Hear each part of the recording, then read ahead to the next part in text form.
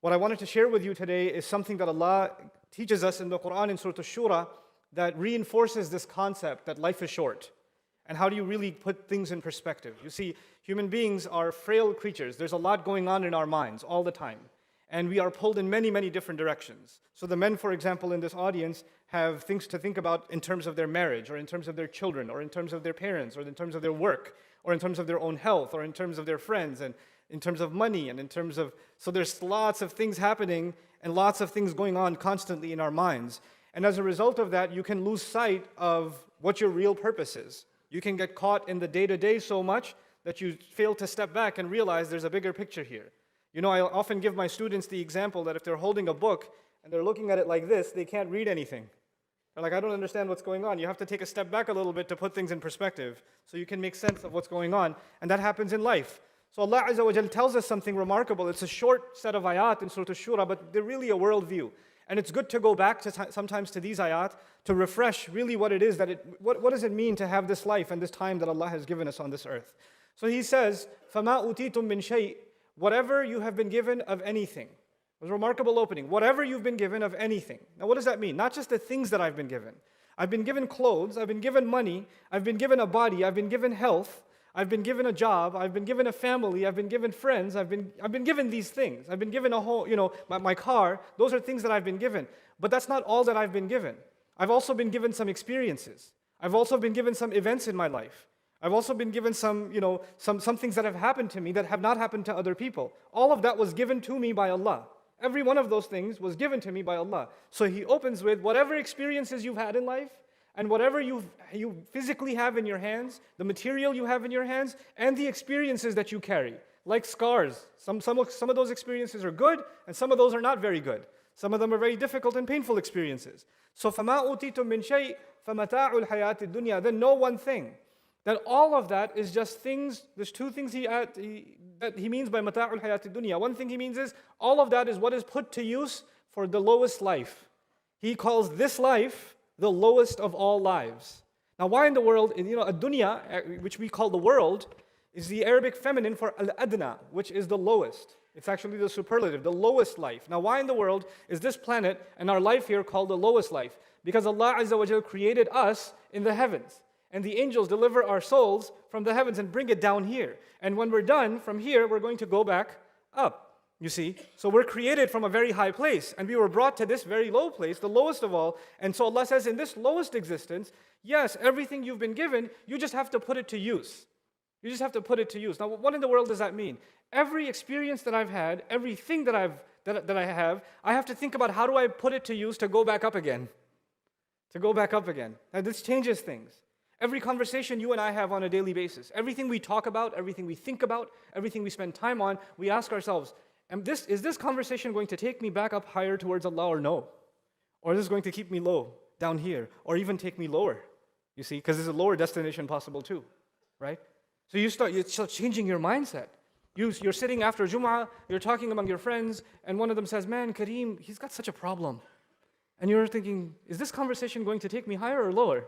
Is it really a good idea for me to talk about someone else? مِنْ حُسْنِ إِسْلَامِ الْمَرْءِ تَرْكُهُ مَا لَا يَعْنِيهِ. It's good of the Islam of a person to leave alone what's not their business.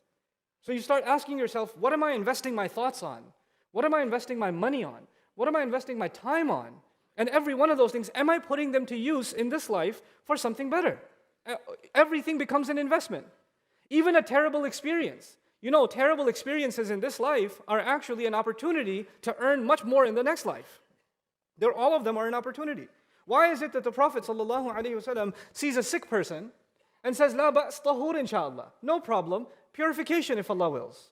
Meaning the sickness, you can sit there and be angry and complain, and you can become frustrated and hopeless, or you can actually see that as an opportunity that Allah is cleansing you and removing from you sins that would have otherwise come your way.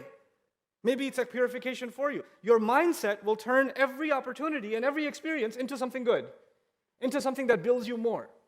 And this is a matter of perspective now. Now you're not caught up in things. You're not worried about things that don't matter.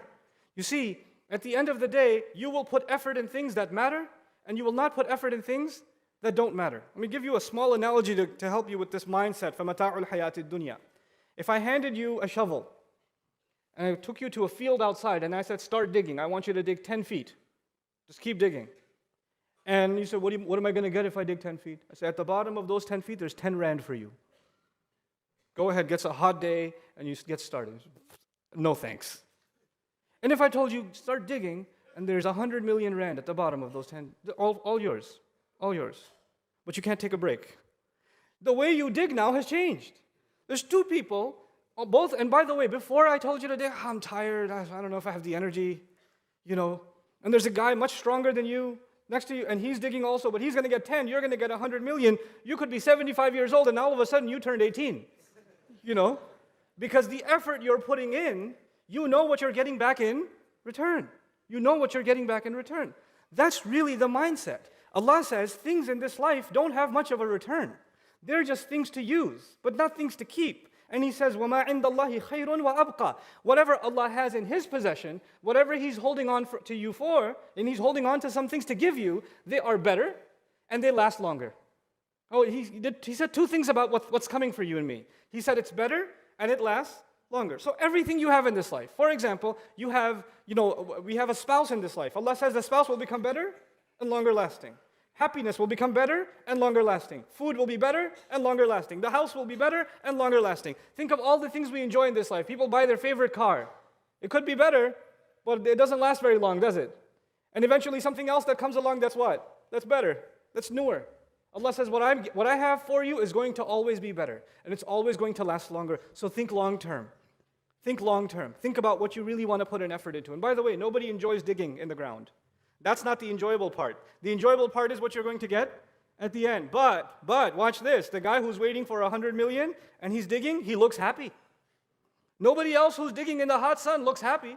But this one is digging and we're like, why do you look so happy? This is not something to be happy about. I'll give you another example of mindset. Sometimes people live in very poor conditions. They live in very poor conditions. And there's still one person who maybe has 1 meal per day. And their neighbor also has maybe 1 meal per day. But one day they get a letter that says, in about a month's time, you are about to receive the inheritance of your long-lost uncle. And it's guaranteed for you. It's coming in a month, though. You have to wait 1 more month. Now he has this guarantee that he's going to be rich in a month. For that month, is he still poor? Yeah. Is he still eating 1 meal a day? Sure. But the guy next to him is miserable and he's super happy.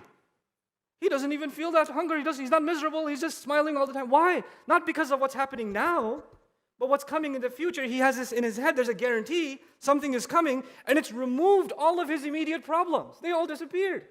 Whatever's happening goes, no big deal.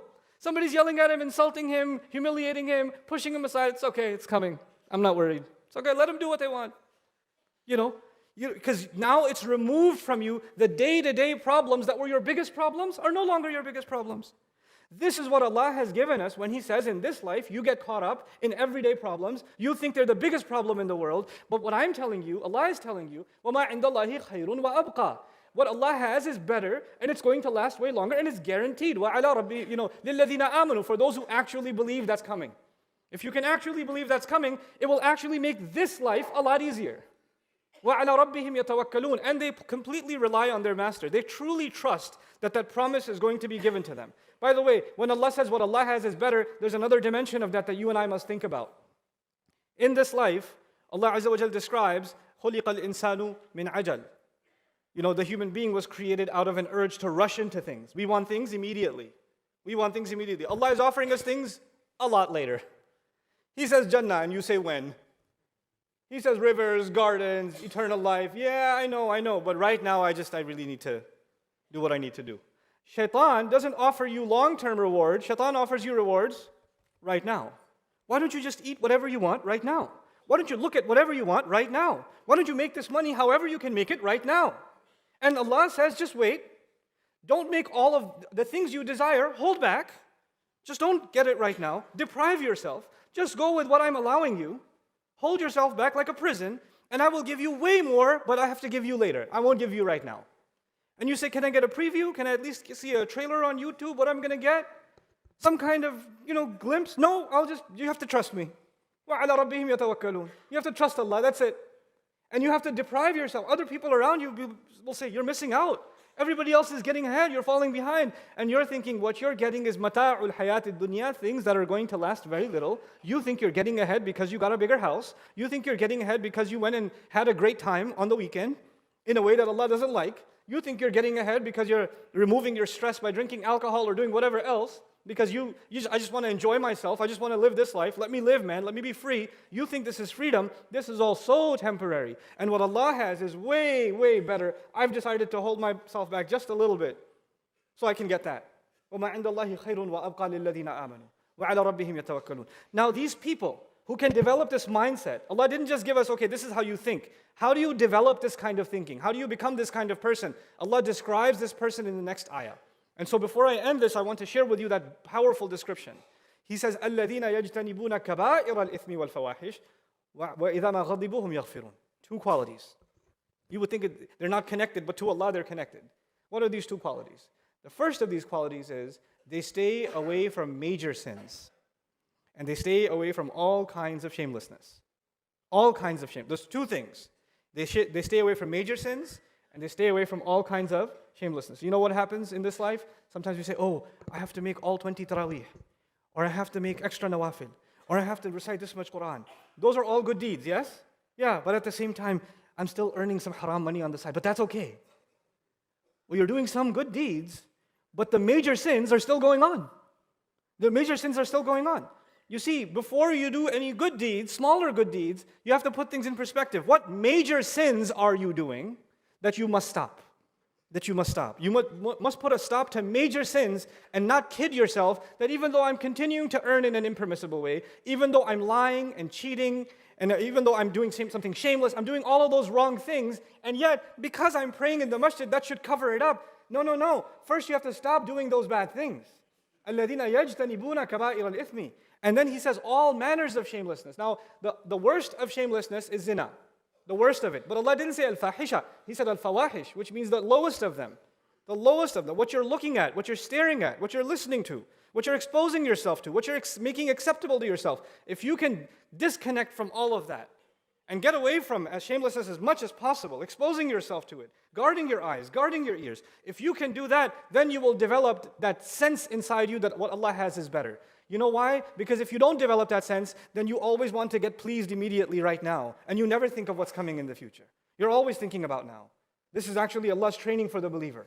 And so the final quality of these people is the hardest quality. He says, وَإِذَا مَا غَضِبُوا هُمْ يَغْفِرُونَ. And whenever they get angry, they cover. Whenever they get angry, they cover. Meaning their first impulse is, I'm going to do everything I can to forgive the one who just made me angry. Even if they're not forgiving them in their heart, they're not going to let their anger explode. They're not going to let it out. They're going to try their best to control their temper. They're this powerful impulse. Yaghfirun also means covering themselves, meaning they contain themselves. Allah says, وَالْكَاظِمِينَ الْغَيْظِ. Those who are able to swallow their anger. Those who are able to take it inside. Now, things upset us all the time. And if we can develop that habit, these are the people who will get what is better and what lasts longer. It's simple qualities. 3 things Allah said, I remind you and I'll conclude. Those 3 things were, number 1, يَجْتَنِبُونَ كَبَائِرَ الْإِثْمِ وَالْفَوَاحِشِ. The number 1 and number 2. They stay away from major sins and they stay away from all kinds of shamelessness. They do their best to do that. They avoid it as much as possible. And then the second thing, or the third thing rather, is that they control their temper as best as possible. وَإِذَا مَا غَضِبُوا هُمْ يَغْفِرُونَ. You know, this is a remarkable quality for people to have. This, if we can come at the end of Ramadan, as Ramadan is coming to an end, and our lives are also coming to an end, whether we like it or not, if we can develop some of these qualities, perhaps we'll not just make the most of Ramadan, we'll make the most of our lives. بارك الله لي ولكم في القرآن الحكيم ونفعني وإياكم بالآيات والذكر الحكيم.